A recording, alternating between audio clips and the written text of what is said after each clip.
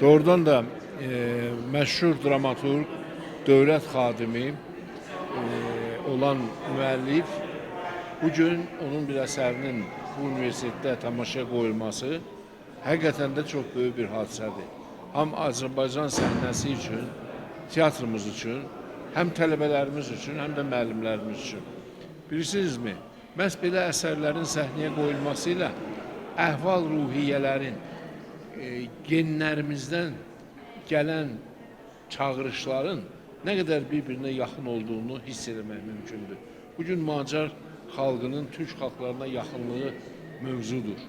Bütün düşünən beyinləri silkələyir və bu istiqamətdə tədqiqatlar yazılır, bu istiqamətdə müxtəlif işlər aparılır.